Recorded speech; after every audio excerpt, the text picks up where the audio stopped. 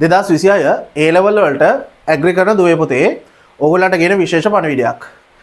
අන්තිම මාසේ වැඩ කරලා ඔයාගේ ප්‍රතිඵලය ඉහළ නංවන්න පුළුවන්ද? ඔව් අපි කියනවා පුළුවන්. ඒ කොහොමද?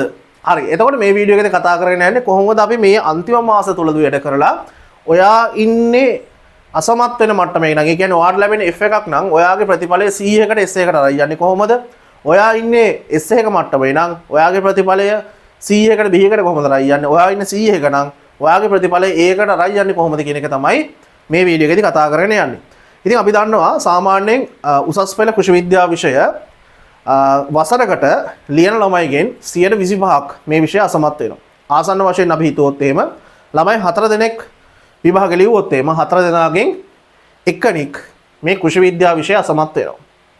එතකොට සාමාන්‍යයෙන් ආසන්න වශයෙන් වසරකට ළමයි 3500ක් 4000ක් වගේ ප්‍රමාණයක් මේ විෂය අසමත් වීම සිද්ධ වෙනවා. ඉතින් අපි දන්නවා කෘෂි විද්‍යා විෂය කියලා කියන්නේ අපේ ජීවිතයට ගොඩක් සමීපයි. හැබැයි මේ විෂය ලියන ළමයිගෙන් 125ක් මේ විෂය අසමත් වෙනවා.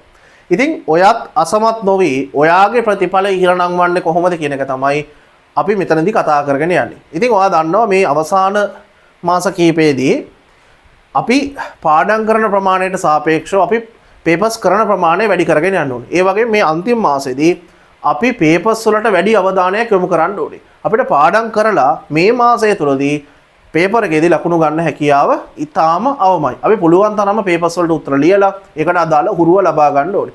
ඉතින් මේ අන්තිම මාසය තුලදී අපි අපේ ක්ලාස් එකේදී full papers 10ක් සාකච්ඡා කරනවා final guessing papers කියලා. ඉතින් මේ papers 10දී සම්පූර්ණයෙන්ම A level paper එක හා සමාන papers 10ක් තමයි තියෙන්නේ. එතකොට මේ papers 10 අපි සම්පූර්ණයෙන්ම 2020 ඉඳලා 2025 වෙනකන් A level paper එක ඇනලයිස් කරලා එක එක ඒකකයෙන් ඒකකයට ලැබෙන ලකුණු ප්‍රමාණය ඇනලයිස් කරලා ඒ ඒකක වලට අදාළව ප්‍රශ්න නිර්මාණය කිරීමක් තමයි සිද්ධ කරලා තියෙන්නේ. ඉතින් ඕගොල්ලන්ටත් පුළුවන් ඒ ඇනලයිස් එක බලන්න මේ වීඩියෝ එක පල්ලෙහා තියෙන group එකට සම්බන්ධ වීමෙන්. එතකොට ඒකට අදාළ වීඩියෝ එකක් මම කරලා තියෙනවා. ඒකට අදාළ PDF එකක් දාලා තියෙනවා. ඕගොල්ලන්ටත් බලා ගන්න පුළුවන්. එක එක පාඩමකට කොච්චර ලකුණු ප්‍රමාණයක් ඒ අවුරුද්දේ ලැබිලා තියෙනවද. එතකොට ආසන්න වශයෙන් ලකුණු 115ක් සම්පූර්ණ පේපර් එකේ තියෙනවා. ඒ 115න් 12 වසරට කීයක් ලැබිලා තියෙනවද? 13 වසරට කීයක් ලැබිලා තියෙනවද? ඊළඟට ඒකක 19ට කොහොමද ලකුණු ප්‍රමාණය බෙදලා ගිහිල්ලා තියෙන්නේ? අන්න ඒවා සම්බන්ධව ඔයාලට ලොකු අවබෝධයක් මේ වීඩියෝ එක හරහා ලබා ගන්නත් පුළුවන්.